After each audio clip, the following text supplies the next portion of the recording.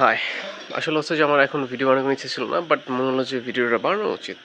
ঘরে গেছি, ঘরে গিয়ে মনে হলো যে না, একটা হচ্ছে যে ঈদ উপলক্ষে একটা ভিডিও বানানো উচিত। যেহেতু আমরা একটা গরু কিনে নিয়ে আসছি, কালকে ইনশাল্লাহ কুরবানি ঈদ দেবো। এটা হচ্ছে যে 2026 সালের কুরবানি ঈদ, ঠিক আছে? তো এখন হচ্ছে আমরা ব্যাক ক্যামেরা আমাদের গরুটা দেখাই অ্যান্ড কিছু কথা বলি।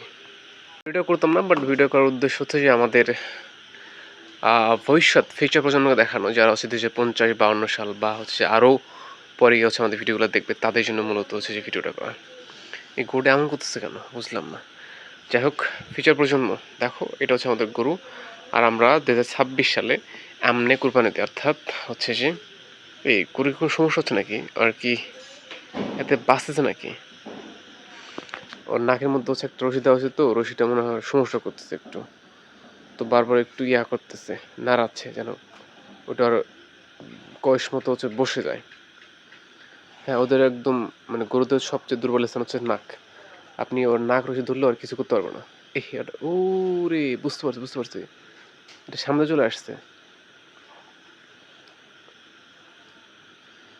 অর্থাৎ উপর দিয়ে উঠে গেছিল। আচ্ছা, যাই হোক, আল্লাহ তাআলা তো কত বুদ্ধি দিচ্ছে, কত সুন্দর না? যে এরা হচ্ছে যেতে নাকের মধ্যে এমনি বিঁধে গেলে ওরা হচ্ছে সে মানে যদি বাইরে অংশতে ওটা যায় থাকে আর কি, মানে যে পাশে হচ্ছে আপনার ওইটা যাওয়ার কথা, যদি ওই পাশে না গিয়ে অন্য পাশে যেয়ে থাকে, তাহলে ওরা হচ্ছে যে ওইটাকে জিহ্বার মাধ্যমে হোক বা নাড়ার মাধ্যমে হোক ওই জায়গাতে নিতে পারে। ওহ, মাশাআল্লাহ, আল্লাহ তোমাদের কেমনে বুদ্ধি দিচ্ছে, জোস। ঠিক আছে, ঠিক আছে। That's good. যে ভিডিও করার উদ্দেশ্য এটাই যে আমাদের প্রজন্ম যেন দেখতে পারে, যে বুঝতে পারে ওই সময় গিয়ে 2050, 52, 60 সালে গিয়ে যে আমরা এই সময় আমাদের বাপদাদা কীভাবে হচ্ছে কোরবানি দিত। হুম, তখন তো আমরা দাদা হয়ে যাবো মনে হয়, বাপদাদা যেটাই হোক হয়ে যাবো আর কি। আর আমাদের সময় গরুগুলো এই সাইজের ছিল, খুব বেশি বড় না। এটা কয় ফিট হবে? মাটি থেকে হচ্ছে 3 ফিট, 3.5 ফিট হবে। যাই হোক, এখন বর্তমান সময়ে বড় গরু পাওয়া যায়। আমাদের ইয়াতে হচ্ছে বড় গরু আছে, দুইটাই আছে আর কি, দুইটাই পাওয়া যায়। ওর মনে হয় সমস্যা সমস্যা হচ্ছে মনে হয়, ওর নাকশিরাতে এটা আটকে গেছে। আচ্ছা, বড় ভাই আসুক, তারপরে দেখুন এটা কি করা যায়। ওর কষ্ট হচ্ছে মনে হয়, বুঝতেছে, এই যে বারবার খালি করতেছে। তো একটু কষ্ট করে ম্যানেজ করে একটু, বড় ভাই আসুক, তারপরে আমরা ওর নাকের সামনে বালকে বসাই দিচ্ছি ওটা। যাই হোক, এখন ঈদ মনে হচ্ছে না, কোনো ইয়াটা নাই, ফটকা মটকা নাই বা কোনো আয়োজন নাই বড় সড়ো। যখন ছোট ছিলাম তখন সবাই মিলে আমরা ওই যে বাইরে বসে যেতাম, গিয়া হচ্ছে যে মজা টজা করতাম আমরা। বাট এখন তো আর হচ্ছে যে ওই ইয়াটা নাই। হুম, এই হয় না যে মানুষ যত বড় হয় তত হচ্ছে যে আস্তে আস্তে ঈদের আনন্দগুলো কমতে থাকে, আমরাও বড় হচ্ছে আস্তে আস্তে, আমাদের আনন্দগুলোও কমতেছে। What ever. রে, কিন্তু পাইপ আছে, পাইপ এখানে বসাইছে রে, সারছে। পাইপটা ভাঙে ফেলে কাম হবে, আরো উত্তম কাম হয়ে যাবে। তা ভাঙে ফেলছে না অর্ধেকটা। হোয়াট এভার, যাই হোক।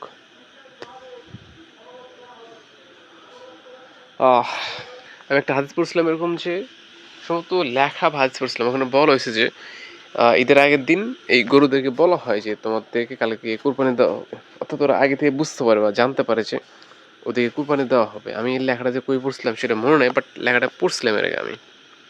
What ever. সো আমাদের ভবিষ্যৎ প্রজন্মের জন্য এই মূলত হচ্ছে যে এই ভিডিওটা, যে আমরা কেমনে কুরবানি দিয়ে থাকতাম, মানে দিতাম আর কি 2026 সালে বা অতীত সময়ে। What ever. সো ঠিক আছে, আল্লাহ হাফেজ ভবিষ্যৎ প্রজন্ম, ভালো থাকো। 2050, 52, 60, 70 সাল, তোমরা কি আমাদেরকে কমপ্লেন করতে পারবে না যে আমাদের বাপদাদারা হচ্ছে যে কীভাবে হচ্ছে যে কোরবানি দিত বা কেমনে কী করতো, ওগুলো কোনো ভিডিও নাই। এই যে তোমার জন্য ভিডিও করে রেখে দিলাম। তোমরা 2070 সাল থাকো, 80 সাল থাকো বা 90 সাল থাকো বা 21 সাল থাকো, তোমরা তবু কি হচ্ছে আমাদের চ্যানেলে চেক আউট করলে এই ভিডিওগুলো পেয়ে যাবা।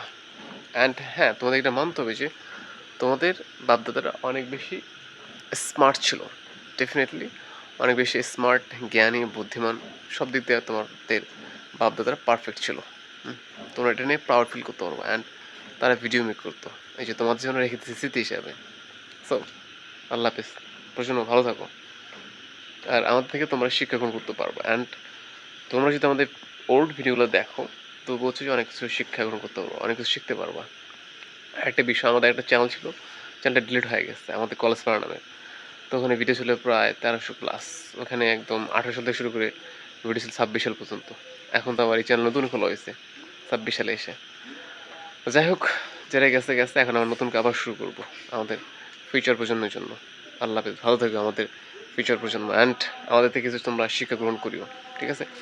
আশা করছি যে আমাদের যে প্রজন্ম যাচ্ছে, এই প্রজন্মটা অনেক বেশি স্মার্ট, ট্যালেন্টেড, বুদ্ধিমান, সব মিলে পারফেক্ট একটা প্রজন্ম।